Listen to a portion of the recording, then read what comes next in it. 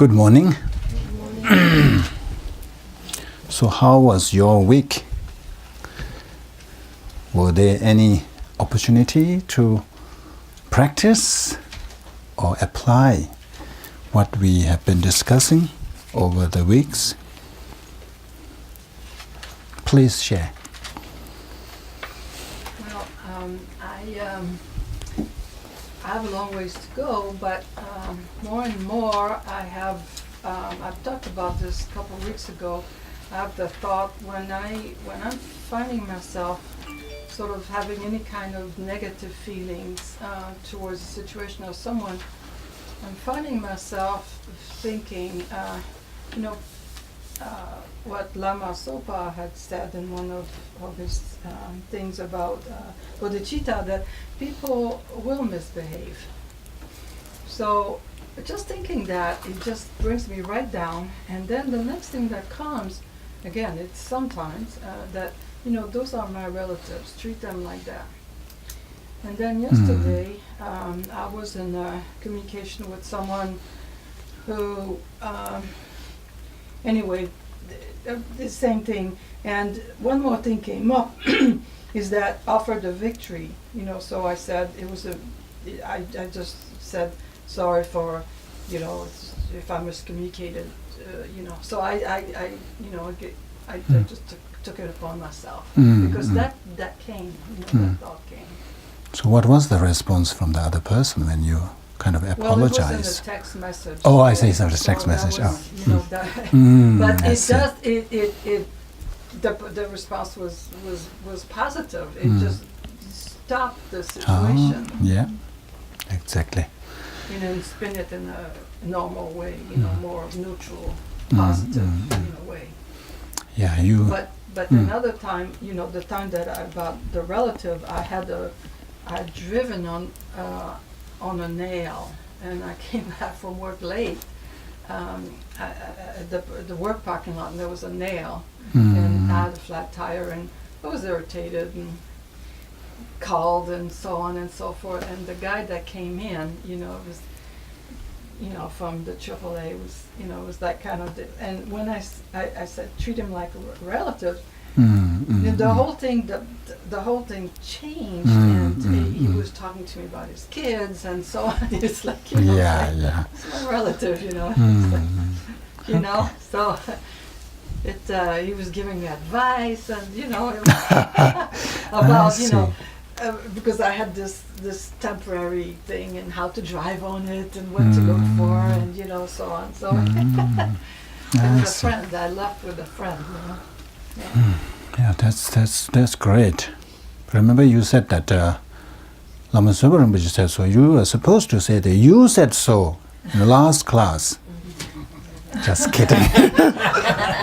Well, you said everything. But this little piece. I'm just kidding. Yeah, I know you are. Yeah. But I give you the credit. Only after I raise it, is it? I think it's very true. When we are able to just a little shift. That's what I've been, remember sharing that. Just a little shift to our attitude. Instead of, how difficult this is, they're not showing up all this. But if you treat it as you mentioned, your relative, and then you see everything, the situation, whole experience becomes tolerable. It's completely different. But if you view that person as, I don't know, not showing on time, taking a long time, all this, all that, also, especially when they ask a lot of questions, why is this so busy body and all that, it's a completely different experience. But of course, all this has to do with the mindfulness. Most of the time, we don't remember when there is a stimuli, when we encounter some incidents. The first thing is we react. Remember we talked about, the mindfulness is to make us respond instead of reacting. Our tendency is just to react. But through mindfulness, we will be able to respond instead of react. So that's different. That gives you the opportunity. It creates that emotional gap. It gives you the space and then choose what to do, what to say, what to think. But most of the time we are not mindful. So we are just kind of, driven or overwhelmed or taken over by our emotions, and then we react in an impulsive way. And then, of course, at the end, there's a lot of regret. Thank you, that was very good. Thank you for sharing. Anyone? Yeah, those who are, I see some new faces. So what we normally do is, so every Sunday we discuss on different topics, and then everybody goes back to their life and then try to apply, try to integrate what we have discussed in class, and then comes back and then share with the class, how you applied all this in your life. And through that we all learn, we all gain insight. So that's why before each class we have this kind of sharing session. Anyone want to share?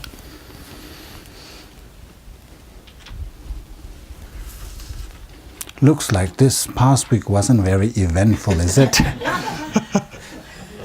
It's about meditation as well. Okay, if not, then we will start today's teaching. Today we are going to talk on this 8 verses on mind training. And I don't feel comfortable teaching this, because these are real. You should teach from your own experience through practice. And I don't have any kind of experiential insight or no real practice. So what I am sharing here is just kind of an explanation. What the text means, what the Lamrim says, what this text says, what that Lama says. I'm doing that even though it is not comfortable. I'm not confident to really teach this, but with the hope that if I share this, at least maybe some of you will take it seriously and put them into practice. Even just one instance of putting these lines into practice is good enough for me. It serves the purpose of my sharing.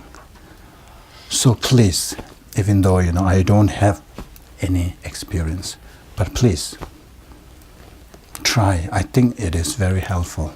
It is not, of course, these are to achieve enlightenment, but in our daily life there are so many challenges, inevitable challenges.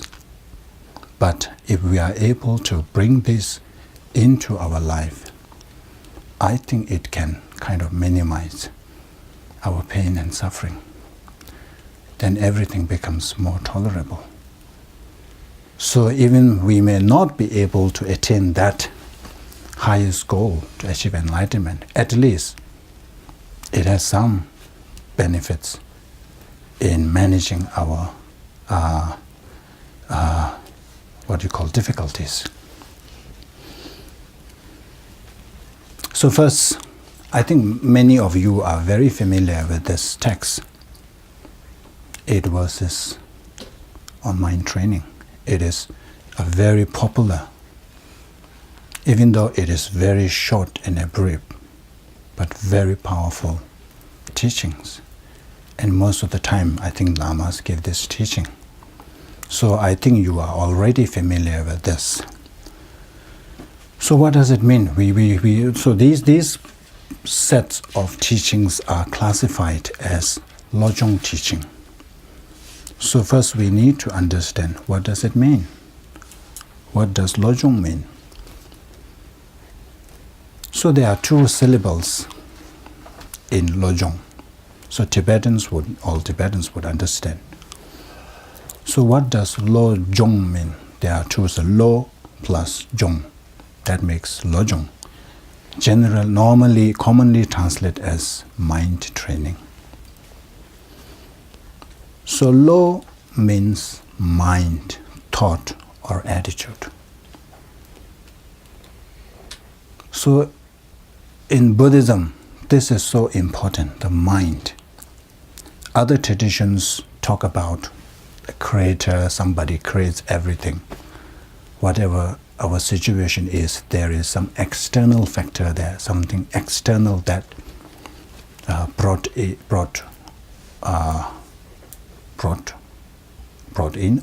is it? Yeah, that created all that. Whereas from the Buddhist perspective, there is no creator. It is all mind. That's why I think during one of our meditation, we discussed about, the mind is the one. Remember, there is this line, this stanza from Shantideva. It says that if you are able to transform your mind, then all the fears, all the difficulties, all the sufferings, it is similar to subduing all that. That's why Buddha taught 84 volumes, we say that normally, 84,000 volumes of teachings. But it can all be summarized into one stanza, which is, do not commit negative actions. Do all the virtuous actions. Completely tame your mind. That is the teaching of Buddha. So Buddha's teaching, whole that volume, can be condensed into one stanza. So first is that do not commit all negativities, all negative actions. Why? Because fundamentally, we all aspire for happiness, and we do not want to experience suffering. In Lama Choba it says that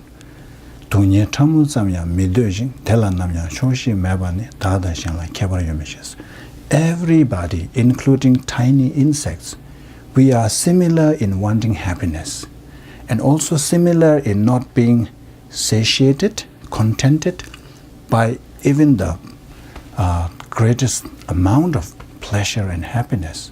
We still strive for more. That's same with even the tiny ants that walks around. And then nobody wants to experience the slightest pain, slightest suffering. That is also similar with all sentient beings. So if that is our fundamental aspiration, all this happiness and suffering do not arise without cause and conditions. First of all, it needs causes, and not all causes brings up that. You have to, the cause must correspond with the result, what is called concordant causes and conditions.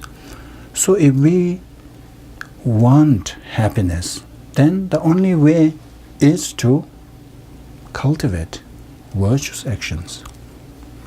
If we do not want to experience any suffering, then we should stop cultivating the causes, that is, negative action. So all this, the cultivation of virtuous action and creating negative action, it all springs from mind, our mind. That's why Buddha said, completely tame your mind. Remember, we talked about 3 doors of actions. The body, speech, and mind. Body and speech, mind is contingent on our mind.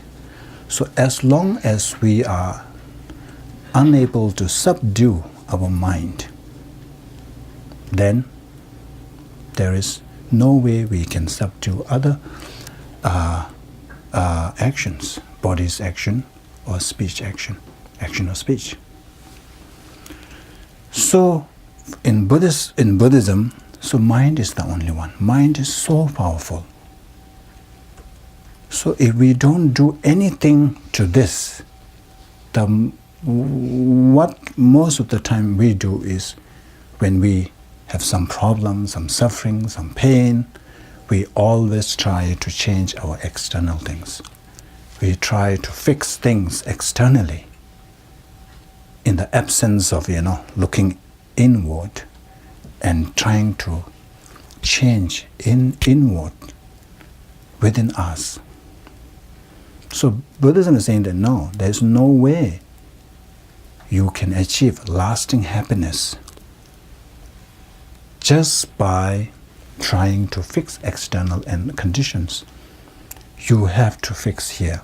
So mind is the one that is responsible for all our happiness, from the tiniest happiness to the Buddhahood.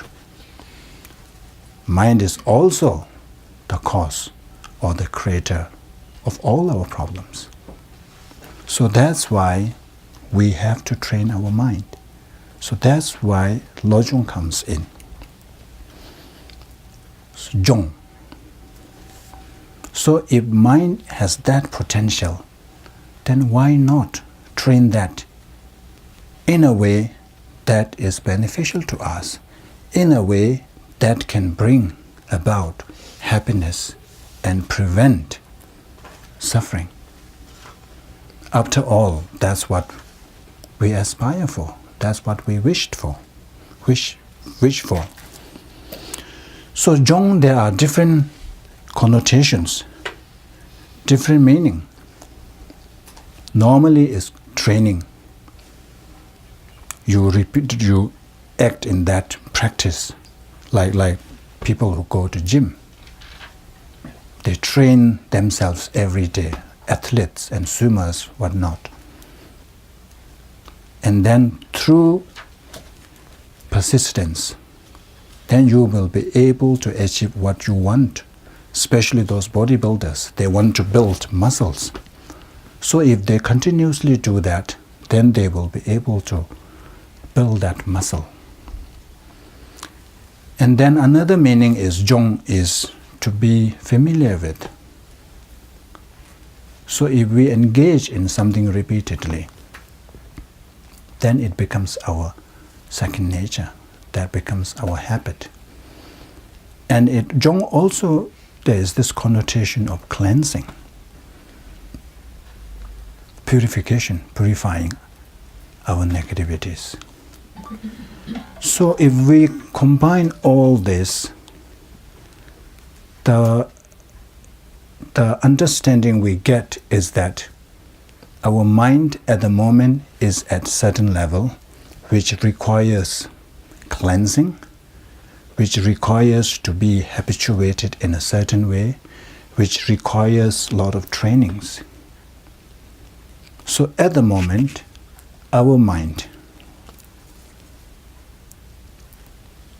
as an ordinary person, is always filled with all these afflictions.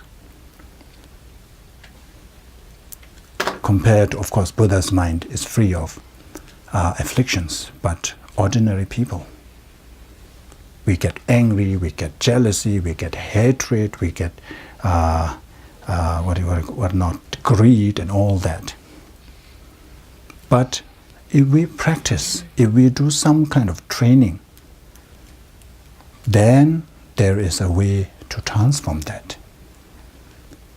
So at the moment we have this anger, all these afflictive emotions. The root, of course, it is the ignorance, but the other kind of root is this cherishing for ourselves. This thought, all the time, self-absorbed thought, is always about I. In Lamrim text, we call that self-cherishing thought. Instead of having this other cherishing thought, we are all obsessed all the time with this I. It's all about I. So until and unless we are able to change that, instead of cherishing ourselves, instead of being absorbed with our own welfare, if we are able to develop this self-cherishing thought, always thinking about others, there is no way we can really progress that far, not to mention enlightenment and bodhicitta and all that. So here, even though Lojong, the Buddhist, the whole teachings of Buddha can be classified as Lojong, but here particularly we are talking about training our mind in a particular way, in a certain way, which is to have this other cherishing thought. So that's the meaning of Lojong here. Our tendency, our habit is to have this self-cherishing thought all the time. We all know that compassion is such a great quality to have. Bodhicitta is such a good quality to have. And engaging in all these compassionate actions, being generous, engaging in act of generosity, going for charity work and all this, even though we know that these are good things to do, these are such an excellent quality, but we do not do that. Why? Because of this self-cherishing thought. If I give 1,000 to that poor institute, poor community, what would happen to me? My balance will go down. I won't have much money. You see, there's I. If I volunteer on Sunday, that home, the orphanage or those old folk homes, what would happen to my Sunday? I will lose 3 hours. I will have no Sunday to enjoy. My rest day will be finished. I don't want to go. Oh, my friend, somebody needs help. I want to help, but then I need to do something else. So that's why, even though we know that these are really good qualities, we are being prevented by this self-cherishing thought. That is the reason why we need to have Lojong practice. That's why we need to train our mind so that we have that self-cherishing thought. We are able to put others in front of us. So that's what we are trying. That's what the main goal of Lojong practice. So through Lojong practice, we are supposed to reduce our attachment to ourselves. We become more magnanimous, is it? More generous towards others. That's the whole goal. So the lineage, the source of this mind training, of course, it has to come from Buddha. Buddha did not teach it as, separately as Lojong practice, but Buddha taught in general. And then Shantideva and all that they kind of compiled those set of teachings. So normally Lojong refers to, we have two methods of cultivating compassion. One is the lineage that came from a Sangha, and another one that came from Shantideva. So here Lojong is more of that, the Shantideva's tradition, where we exchange ourselves and others. So here, of course, you all know that, just to emphasize, when we exchange means we are not saying that other becomes, one, we become others and other becomes us. It is exchanging this thought, this attitude. I am so important. They are not. When it comes to I am the priority. So we need to switch that. When it comes to others, others are so important.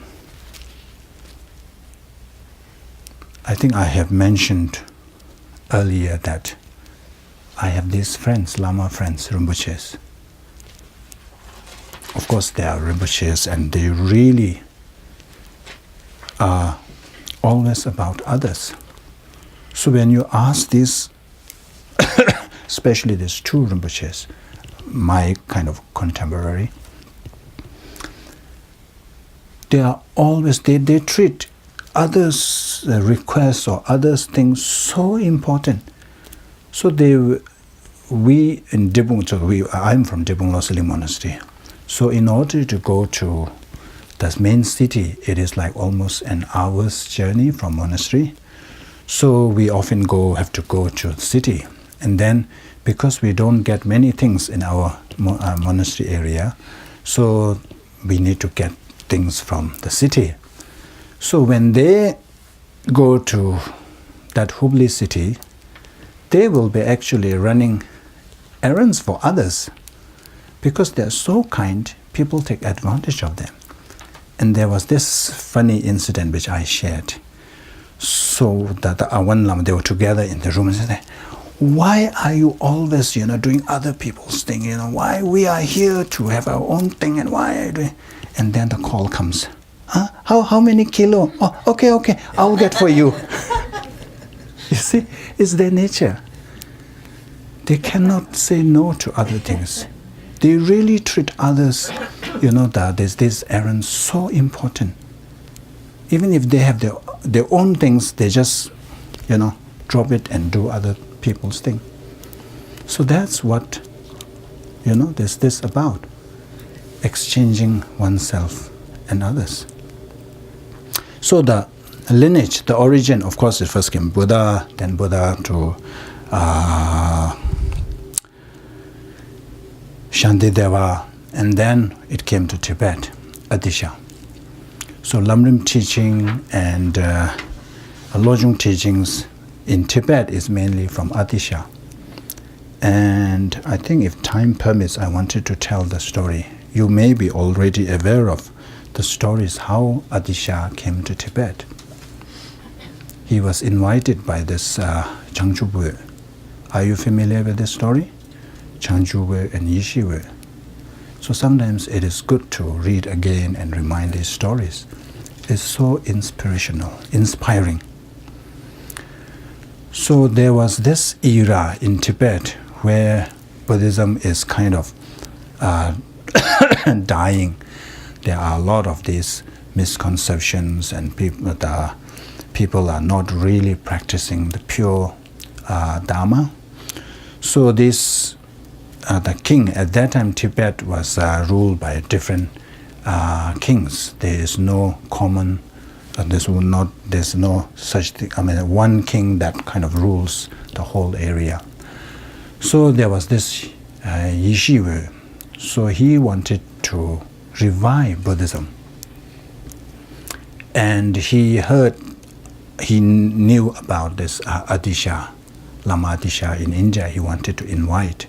So at that time he was thinking of all this, and then he was. But what happened was, at that time, when he was planning to invite Lama Atisha, he got arrested by this another king, Kalok king of Kalok, or Kalok, yeah, non-Buddhist. And he was imprisoned, and the ransom is that. So of course his, I think his nephew, this nephew. So approached this king, said, please, release my uncle. He said, yeah, I can release you, but bring gold weighing the same weight, is it? Same amount of, yeah. How do you say that? Weighs as much as. Weighs as much as his weight. His weight in gold. His weight in gold. That was the demand. Of course, being his own uncle, he really tried to arrange that. And then he went back with lots of golds. And the king said that still not enough, still short of a weight of his head. So he went to see his uncle. He said, "Oh, don't worry, uncle. I am still working on this. I'm just short of, that amount of gold. But eventually I will get you out." But the yeshiva said, "No, don't waste all that gold on me. Please, I'm okay. This is I have taken many lives, but this is the only life that I'm able to do something meaningful, something for Dharma." So instead of, paying that gold to this king, he said, even if you pay him more, he would never release me. So instead, you just bring that money and invite Lama Atisha. So that is kind of a sacrifice he made. And because of that, we have Lamrim teachings, we have Lojong teachings.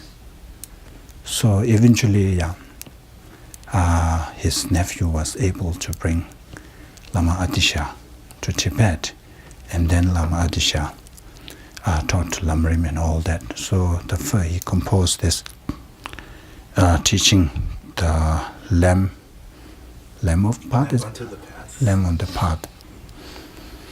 In there's one line that said, "Loma Sangpo, Chanju Wei Jikuyenas." So as requested by the noble student, Changju Wei. So that's, you refer to it.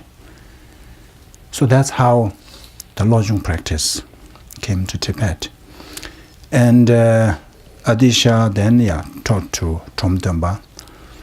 And at those days, Lojong teaching is not taught openly, only taught to selected people in a very secret way.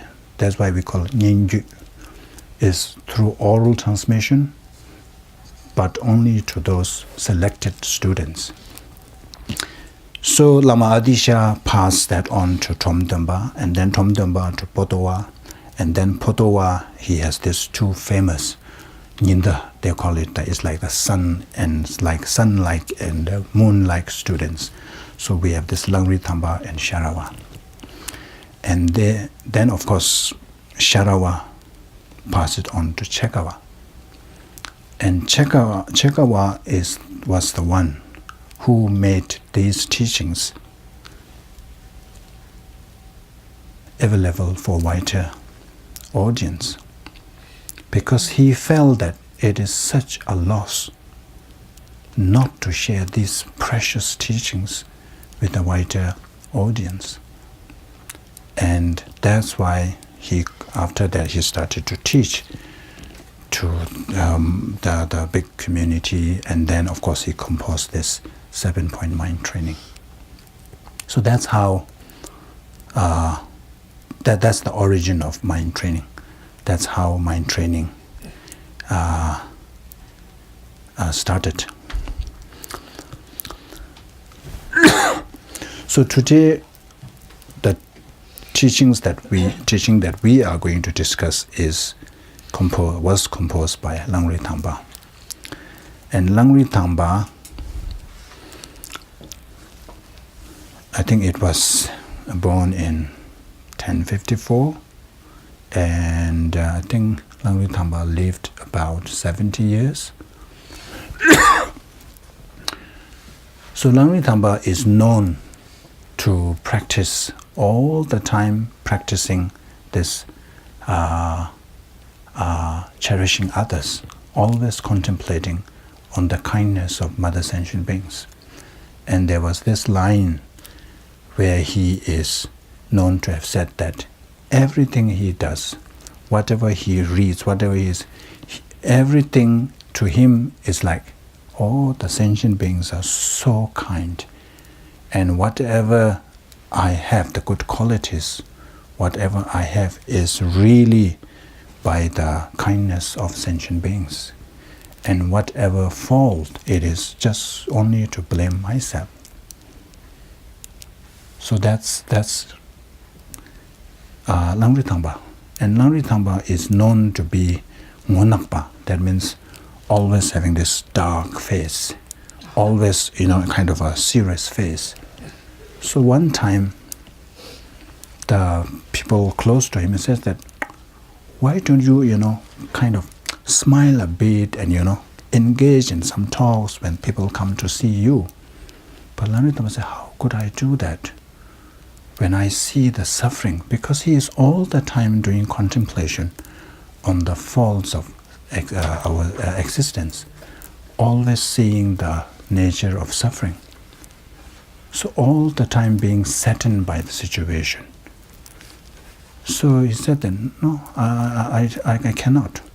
So there was this, it is known that Langri Tamba has actually smiled once or twice.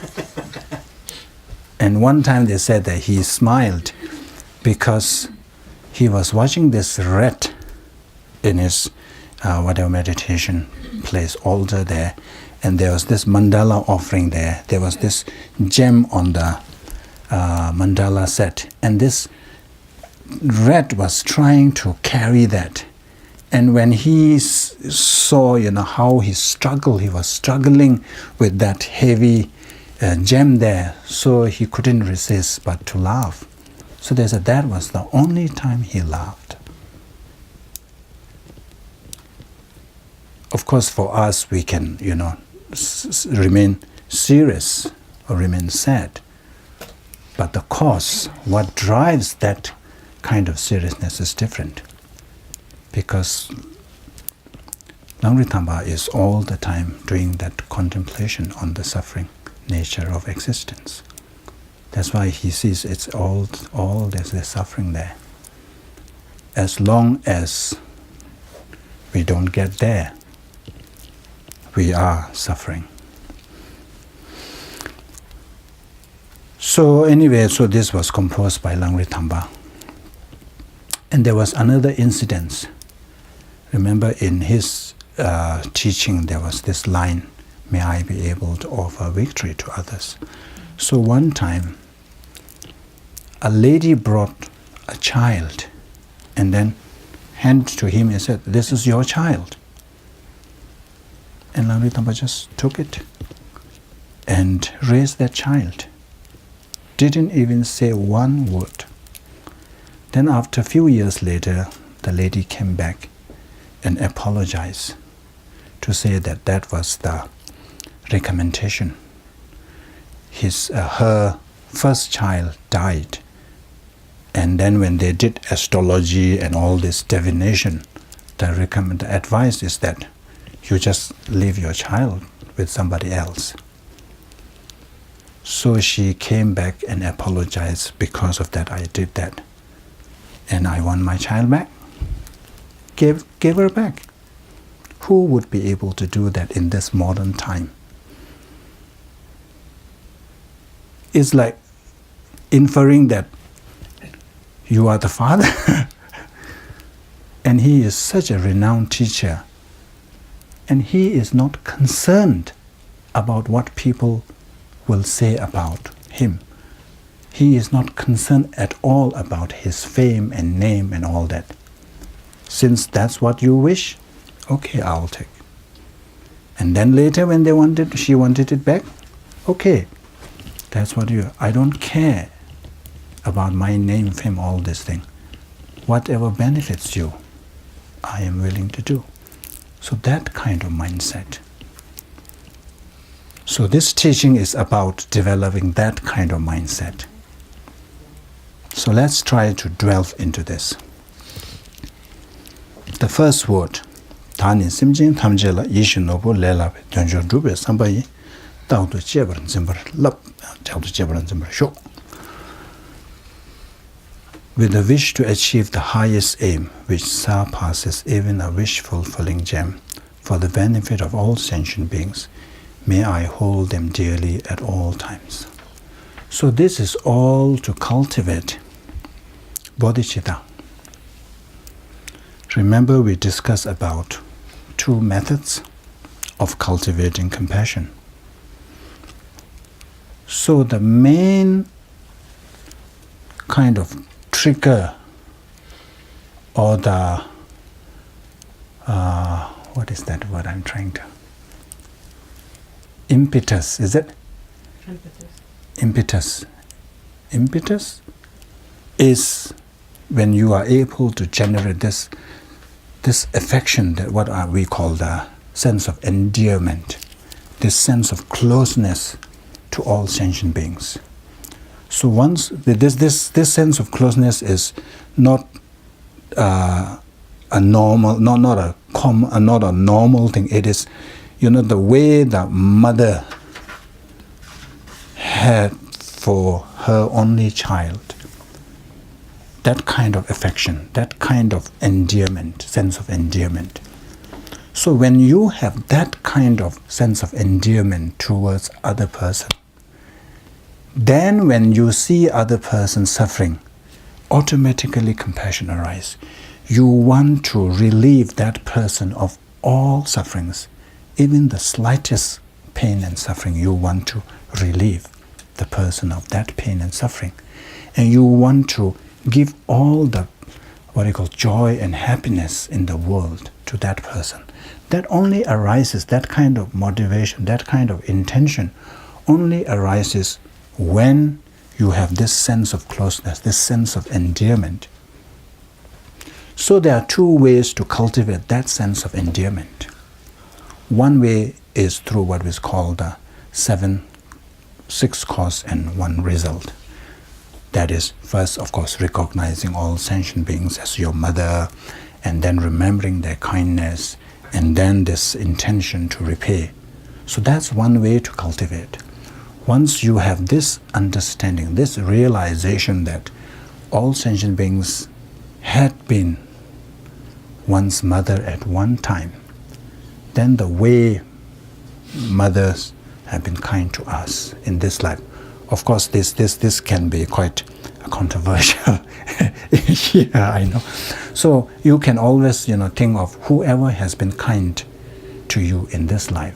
If it's your father, if it's your grandparents, if it's your sister.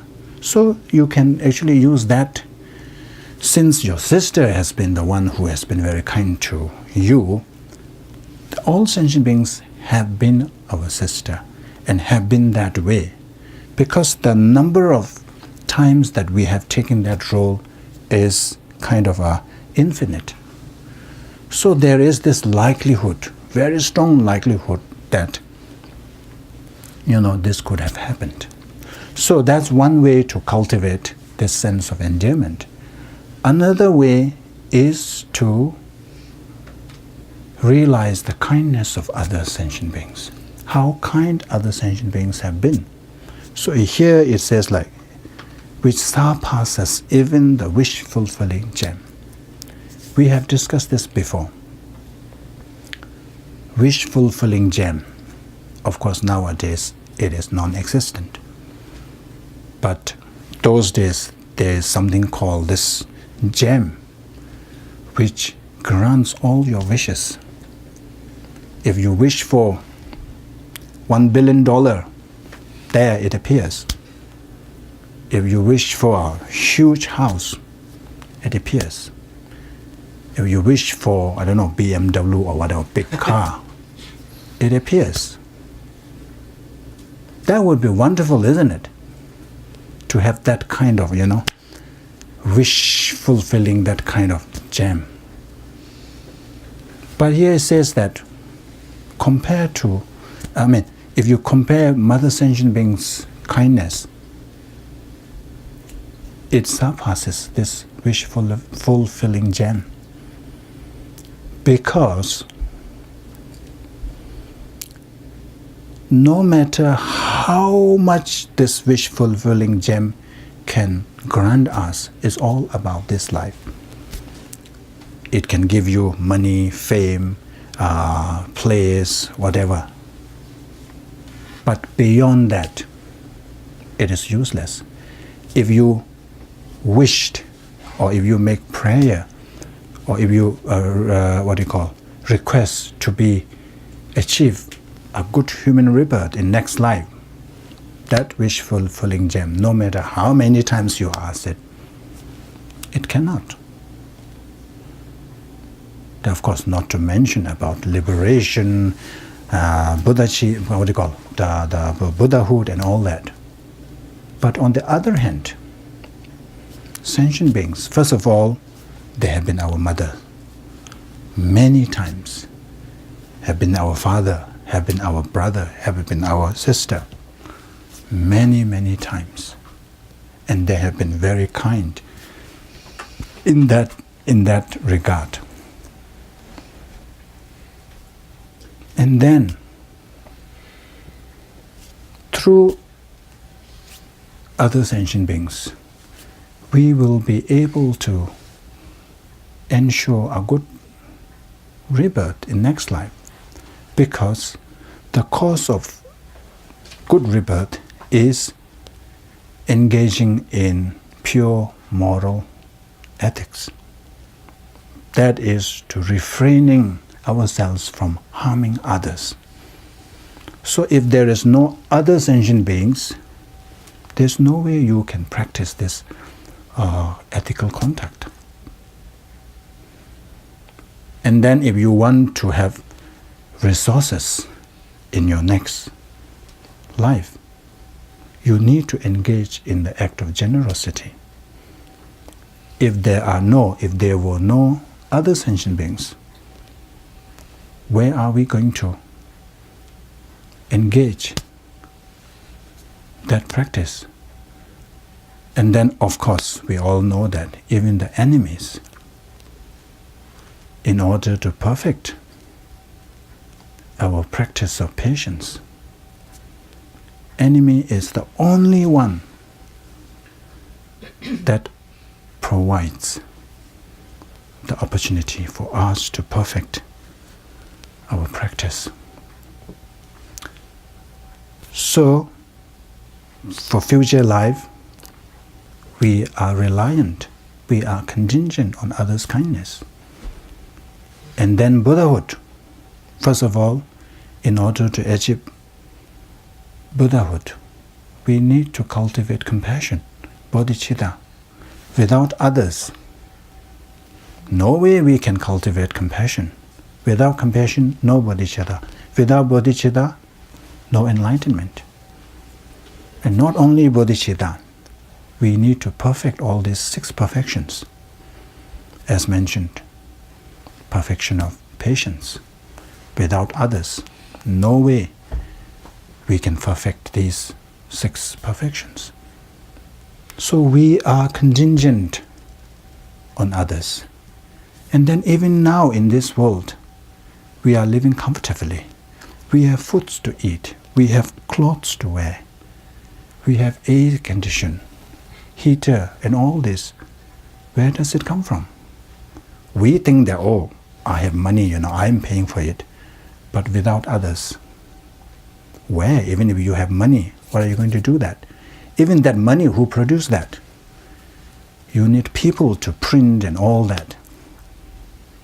Even here, our classroom, we are gathered here.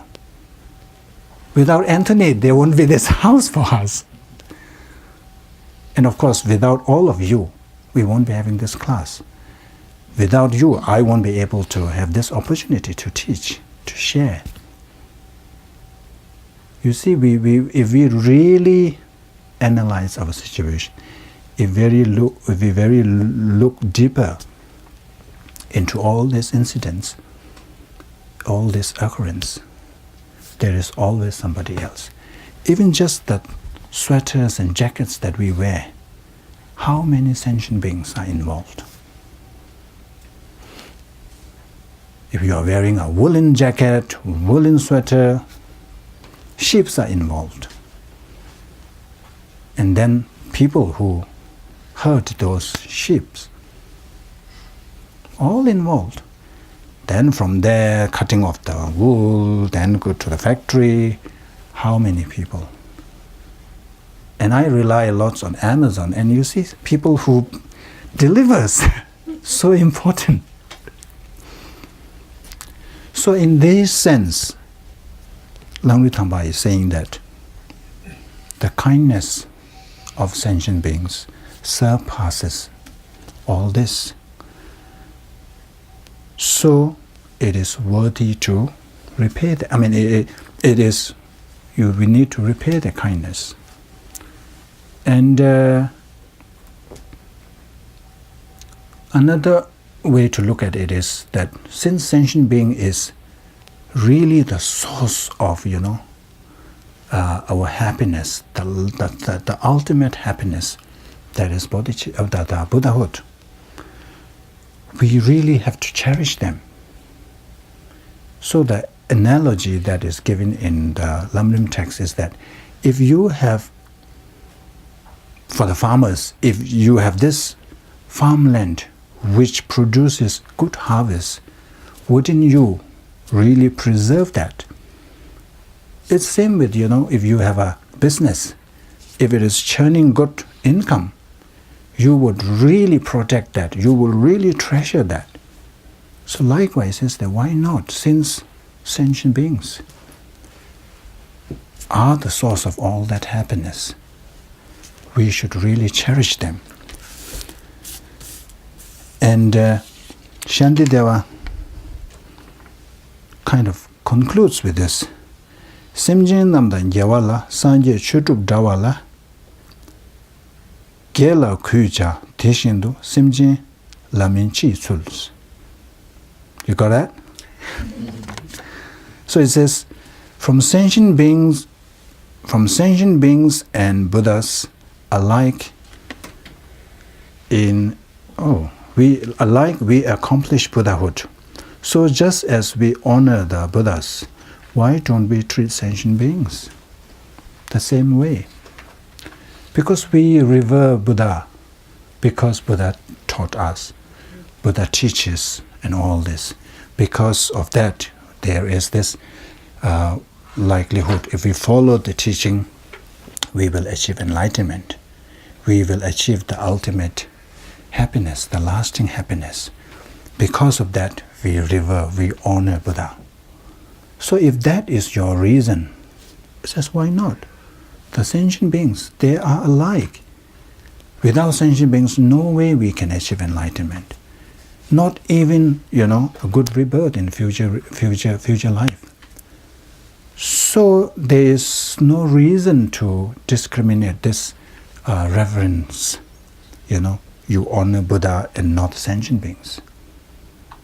So this is all about. So through this contemplation, we are to develop this cherishing self, other cherishing thought. Then slowly, we will be, if we have this other cherishing thought, at the moment our thought and attitude is dominated by this self-cherishing thought. So now we need to reverse that.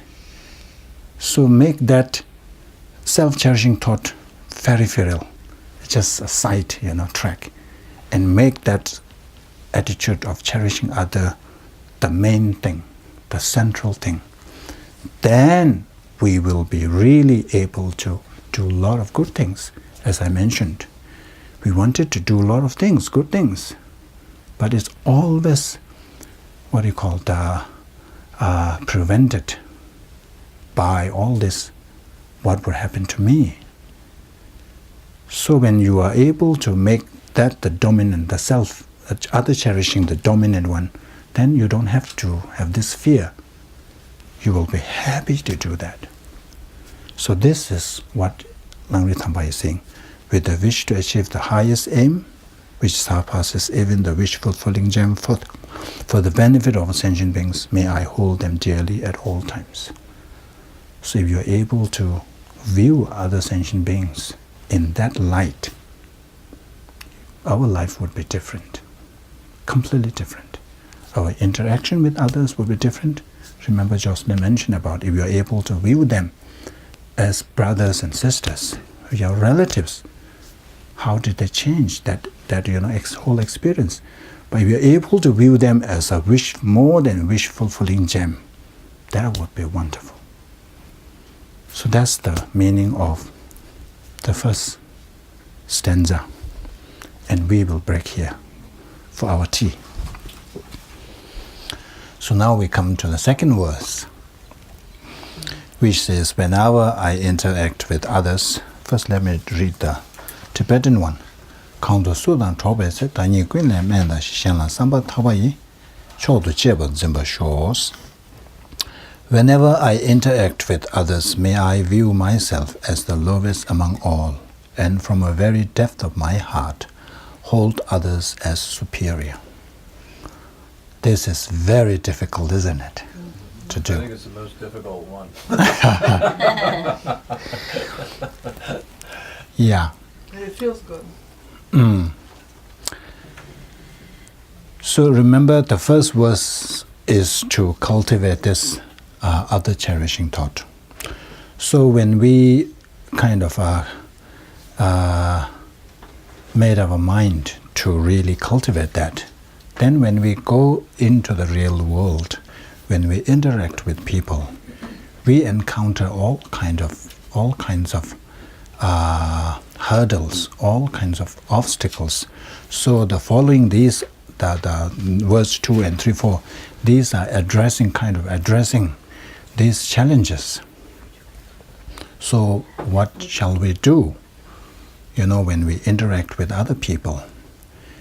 Because when we interact with other people, many times, because of our certain attitude, we lose that, cherishing for others.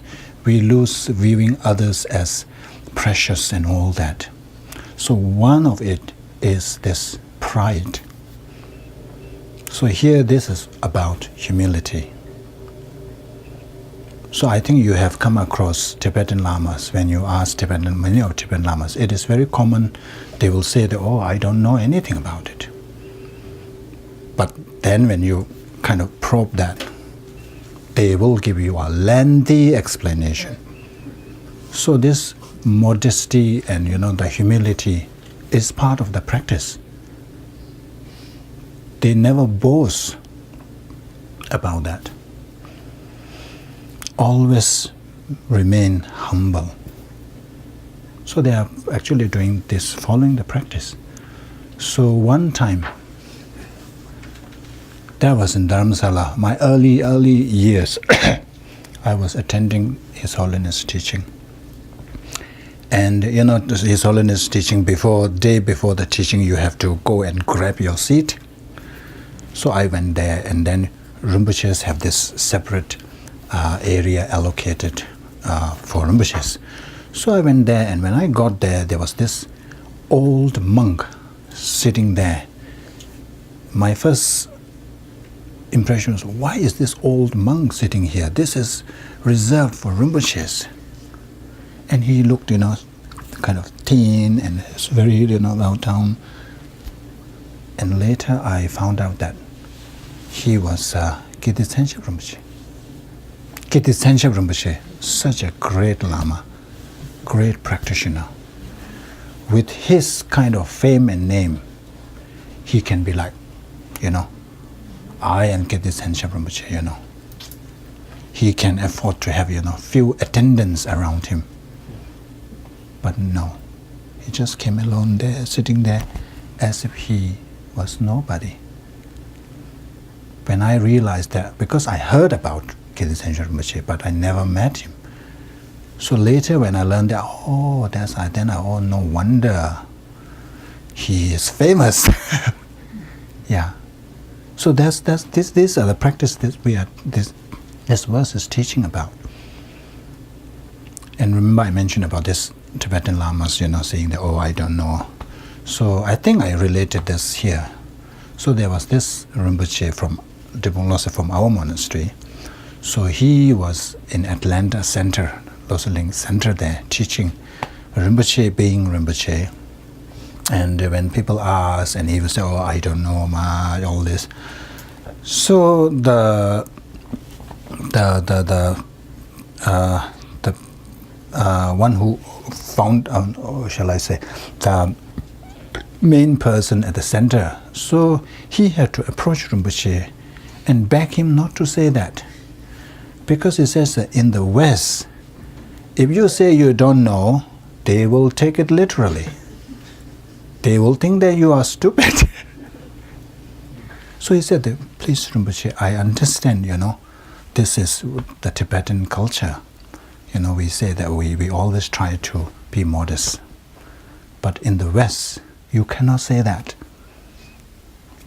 Is that true? Yes. In the West, you have to say that I know everything. I know. Because it is like, because this, I think I mentioned the self-esteem. One of the measures of your success is self-esteem. How much self-esteem you have. So self-esteem is all about, evaluating yourself, how good you are. So if you say that I don't know, I'm not good, I'm inferior, oh, that's too bad. I tried that in staff meeting a couple of times. Didn't go too well. I won't do it again. Yeah. Can I just say that this is in part because our culture is one that has people in privilege and those not in privilege who are already held as not superior. To take the stance of being not superior is not going to be seen as anything other than them accepting their rightful place. Confirmation. A confirmation of the fact that they are not superior. So this is a practice in particular very important for those of us who are in privilege. We are the ones who need to do that most. What about mental disposition of equanimity, though? I mean, because this has always been one that I've wrestled with in particular, because in Abong, he said, it's just like, he used the analogy of water, the lowest place where the water gathers. And that was helpful. But the idea of equanimity and not finding hierarchy important, or matriarchal, patriarchal hierarchies important, to the point of not being disrespectful, but seeing that all sentient beings have a equal nature in a sense. I guess, so that's where I find difficult, is at this stage. Yeah, of course. The main teaching practice is to view everybody as equal. But then we also have to acknowledge that, you have bosses and, subordinates and all that. You cannot say that, we are equal, you cannot give me order. You cannot assign me job. Even though there is this view about equal human being, but we cannot ignore this hierarchy. You cannot say to boss, I'm not going to listen to you. You will get fired. So that's the norm, isn't it? So we need to have this as well. We have to balance that. But when you interact with other people, say from your side is to view all beings as sentient beings. But you still have to follow the norm.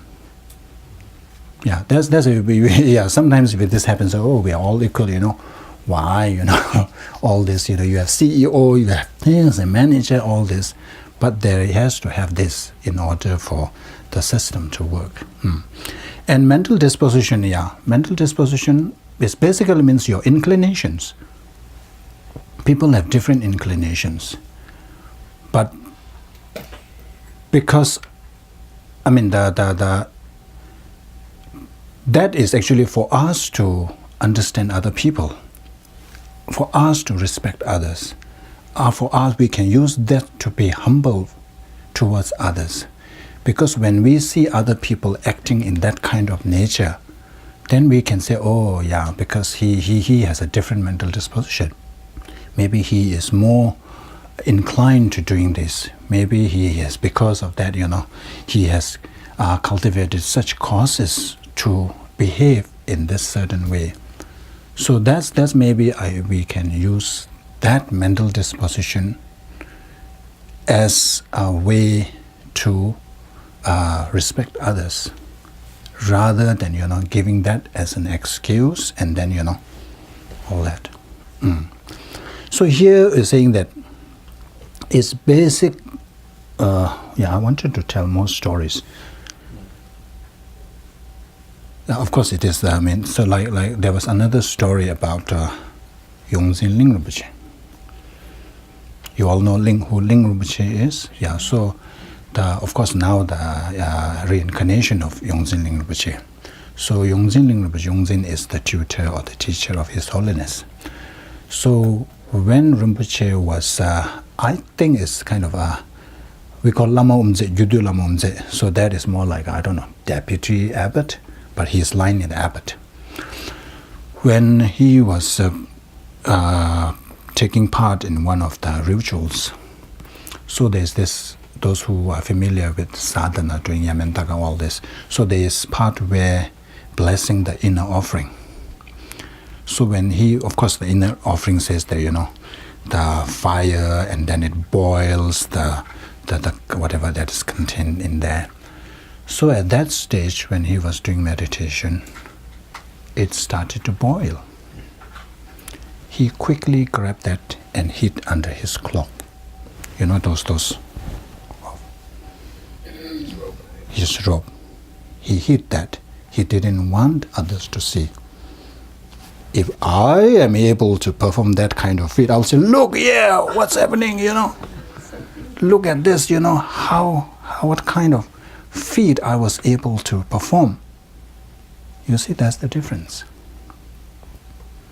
And then I have a friend. He's a monk. He is, I think, graduate from TCV school. So he speaks English very well.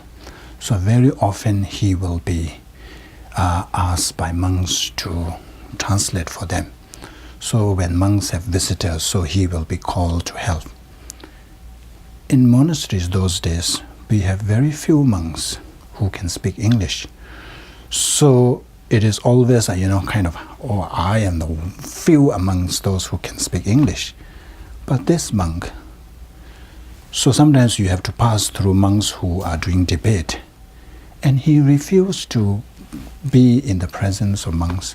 He will ask the foreigners to, you go this way, I will take the detour.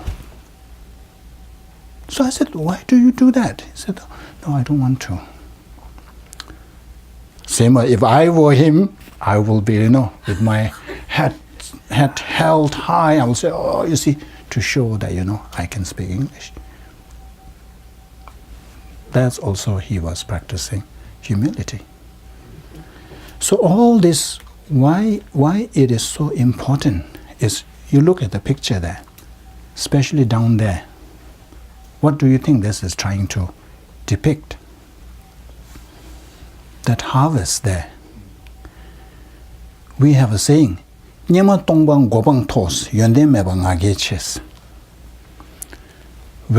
it is a good harvest, when there are really, harvests in there, it tends to bend down. When there's nothing in there, it's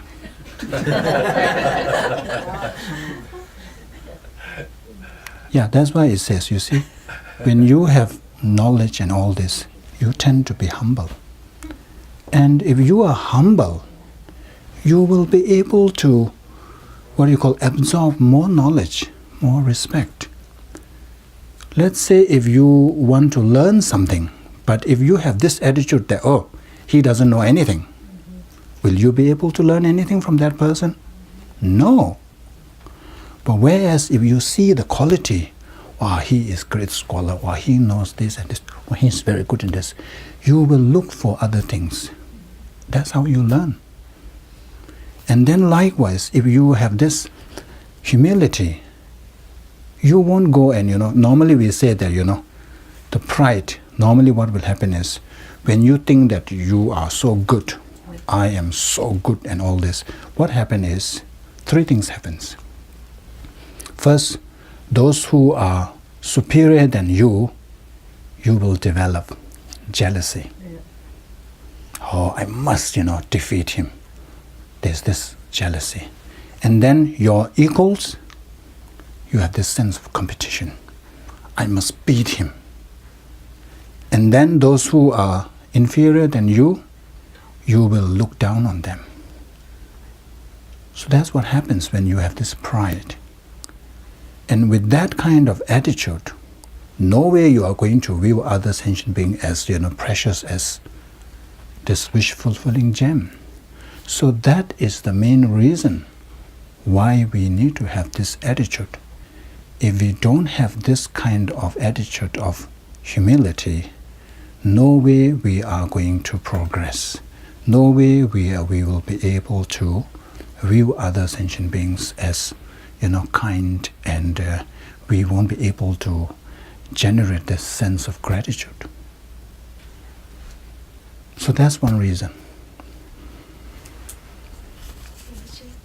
I wanted to address Anthony's point that this verse appears to contradict equanimity practice. Is that the question? I think I there's some see. mention of that. I speak only for myself. I'm habituated to think quite highly of myself. And therefore I need to practice this in order to even practice equanimity. There's no way to get to the point of equanimity without first doing this. And even people with low self-esteem, I believe that there's still ego there, even in low self-esteem people, which is somehow not being satisfied, and therefore they have a poor view of themselves. So likewise, even for them, I feel this verse has relevance. Otherwise, we can never get to the next stage. Thank you.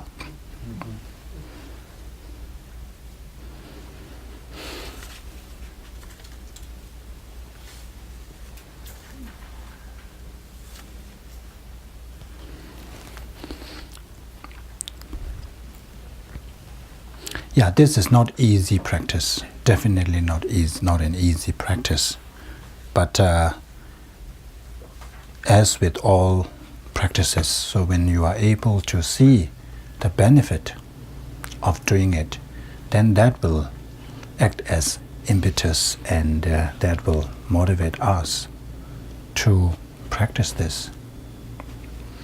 And from our own experience, we know that a person who is arrogant and full of himself, nobody likes that kind of person. Whereas a person who is humble and all that, people like it. So why not? Since we all are craving for others to like us, why not practice something? Why not do something that will really make others like you? Most of the time, we want something, but we do the opposite. So this is the practice. So put to practice, experiment. How this results in what this results in. But of course, His Holiness always. Sometimes there's this question arises. So does it mean that if we are treated unfairly, should we just keep quiet and be humble? But His Holiness says that no, that is not the case. So there's a lot of misconception when you say that you have to be compassionate. Likewise, when talk about compassion, love, and all this, some people, they don't want it because it's like they equate compassion into kind of a what is the word? Weakness. Weakness, and then letting all others take advantage of you. But His Holiness says no. You can always speak to them, but without anger. So recently I had a visitor here, a girl who is having some difficulty at her workplace. So she came to see me, and so I talked to her, you don't have to, argue with the person, but you just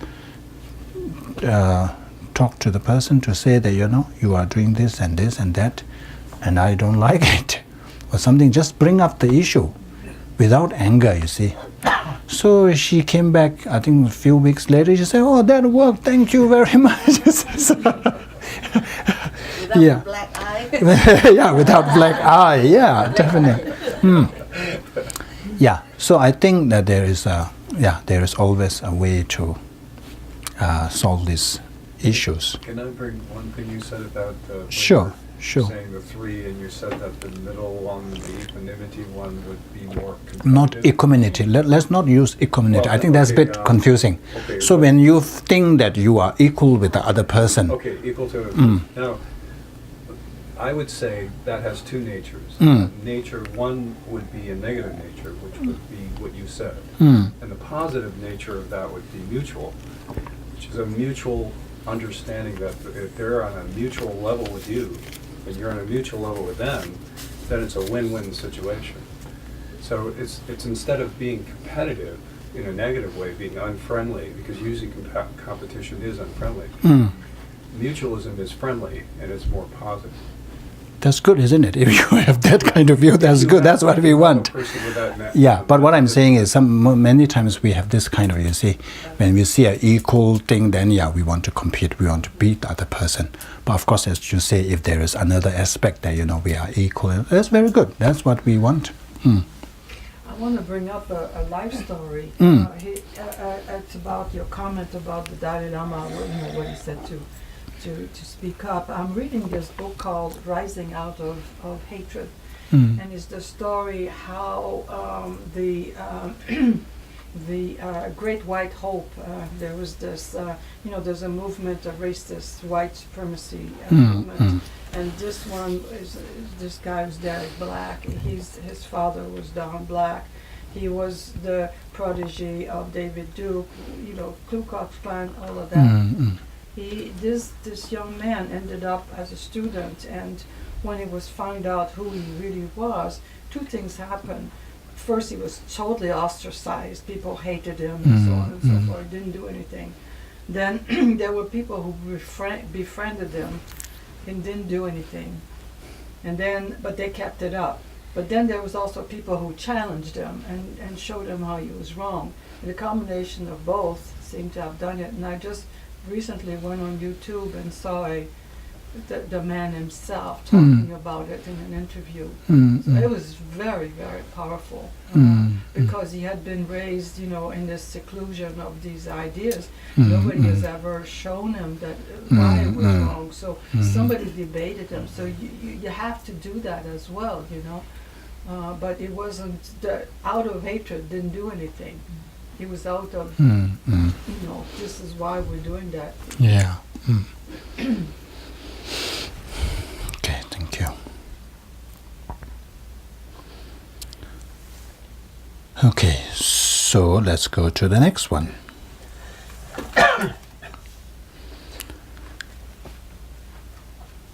Cholam kundu rangula toji nyomun kemata tajimarun chebena zendab tongne towar shows. This is the verse 3. In all my activities may I probe my mind, and as soon as an affliction arises, since it endangers myself and others, may I confront it directly and avert it. So I remember giving this as an assignment to practice. Remember? We went through this. So now this is another kind of obstacles when we are practicing bodhicitta. So what happens, what to do? We are all the time flooded by all these afflictions. So this is how do we address that? So in response to that, Langla by saying that, first of all, in all my activities, may I probe my mind all the time. Be mindful, always do this inspection. Watch your mind, whether there arises any afflictive emotions. Because it says that if it arises, we need to avert it directly or indirectly. Of course, here it says it's translated as directly, but in Tibetan, what sentap is more like a very forcefully. So may I confront it directly and avert it. So if we don't do that, you see the image there. That's what I'm trying to convey the message. So about this, the affliction. What does affliction do to us? So affliction in Tibetan is called nyomong. So the definition is that means the moment it arises in our mental state, in our mind, it kind of destroys our peace of mind. It brings some unease. Anger, for instance. We are so happy as suddenly if anger comes, it really destroys our peace of mind. Likewise, same with greed. Imagine for a while, if we are able to kind of, cut out all this greed, jealousy, anger, hatred, how wonderful that would be. Imagine for a while, especially greed. Why we are having all these problems, war in the world, the poverty in Africa, people dying from starvation, while others have billions.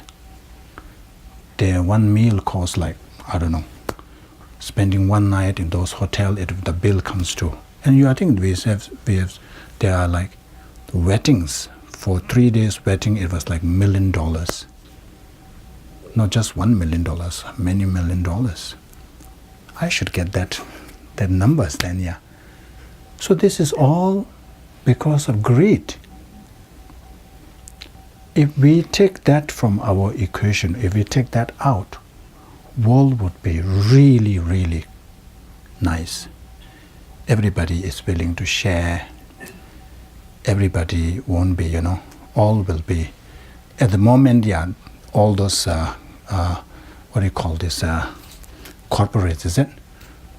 They're trying to make as much money as possible from people, as much profit as possible. That comes from greed.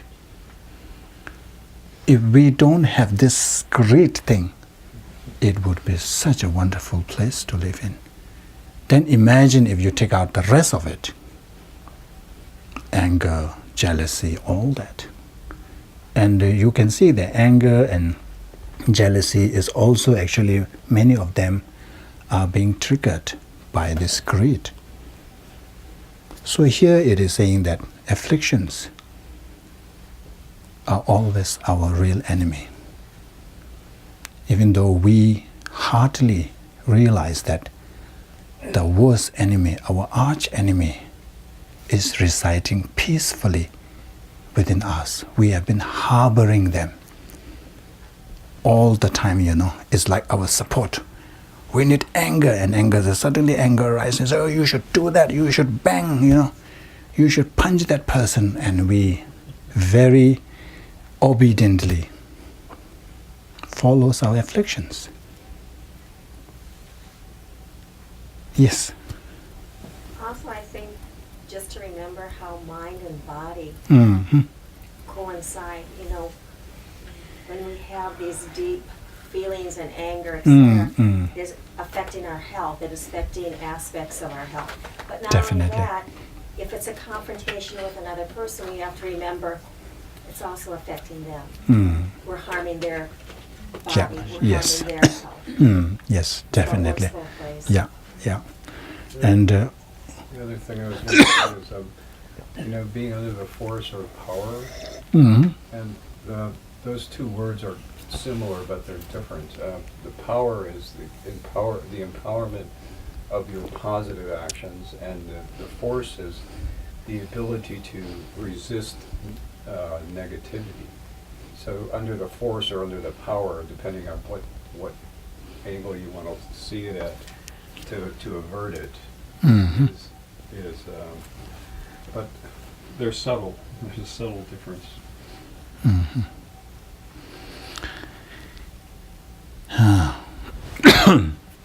Okay, what was I going to say now? It's okay. No, I forgot what I was going to say. Yeah, so you mentioned about anger. So the moment affliction arises, it kind of distorts our perception.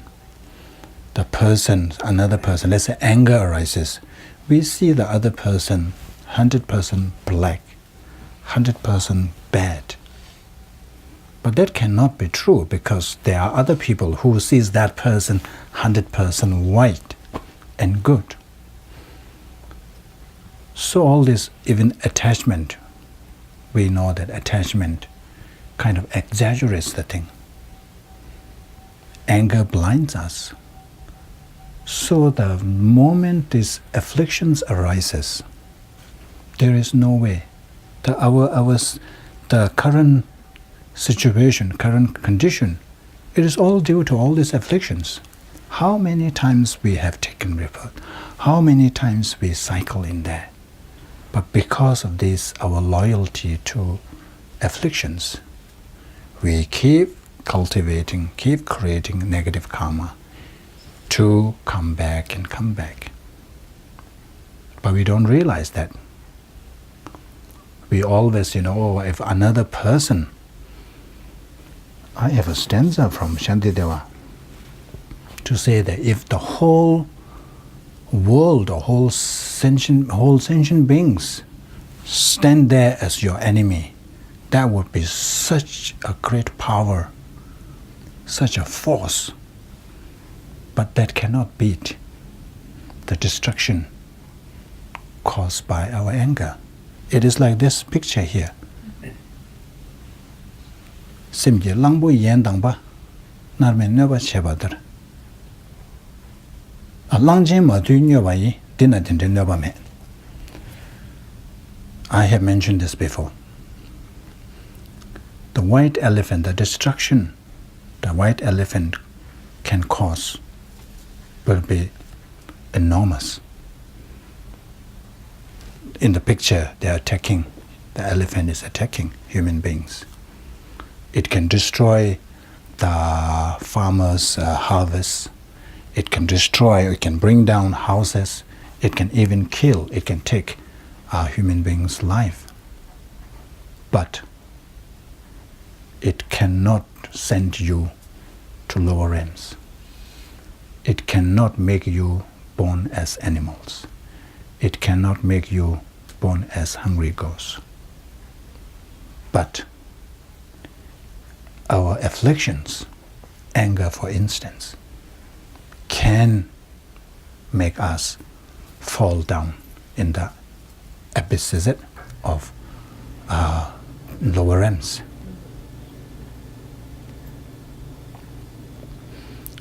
When we discussed before the anger, how it destroys the merits that we have cultivated for eons. Of course, it says that, if you hold this hatred against a bodhisattva, then it's even worse. But we don't know, ordinary people, whether they are bodhisattvas or not. We don't have the clairvoyance. If we have the clairvoyance, of course, I say, oh, you are not bodhisattva, I can hold my grudge against you. But we don't know that. So there's a very risky business. So this is how we should try. In order for us to really practice this, we need to reflect, we need to contemplate on the damages or disadvantages of having afflictive emotions. This we can bring in our own experience, life experience, many times. The relationships, the friendship, all this are, strained or destroyed because of all these afflictive emotions. You used to have a good friend, but no longer a friend. Why? Because in the moment of anger, you said something. No longer there. Or maybe this jealousy there, you don't want to be with that person. So there are so many faults with afflictive emotions. So he was saying that in all our activities, whatever we do, always probe our mind, always watch what our mind is thinking, what we are saying, what we are thinking, what we are doing. Especially probe our mind, our thoughts, whether any afflictions are arising or not. And if you realize that it is arising, then that very moment confront it and avert it. So if we are able to do that, then that kind of contributes towards cultivating this compassion attitude towards sentient beings. Otherwise, if we have these emotions, negative emotions, no way we will be able to cultivate compassion to all. No way we will be able to see all sentient beings, unless we have to say that, except that person, I view you all. So that's not right.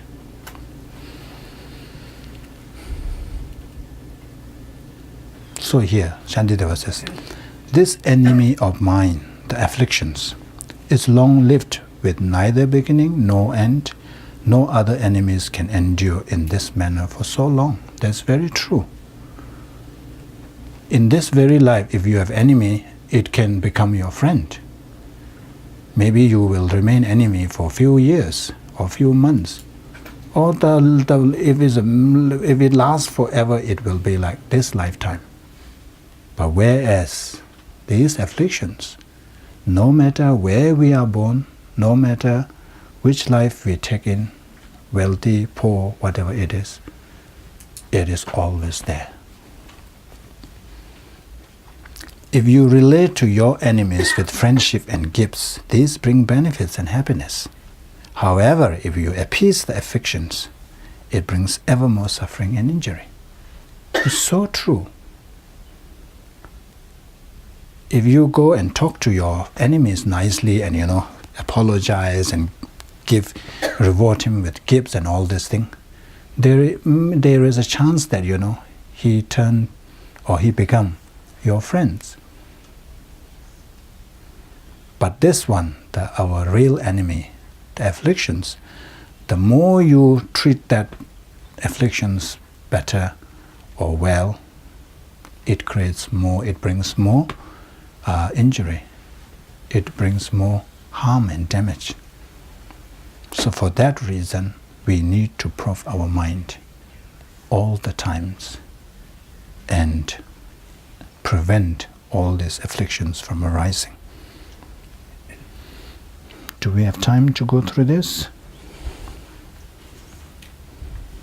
Maybe we will discuss this in next class. But I want to do this. I couldn't print.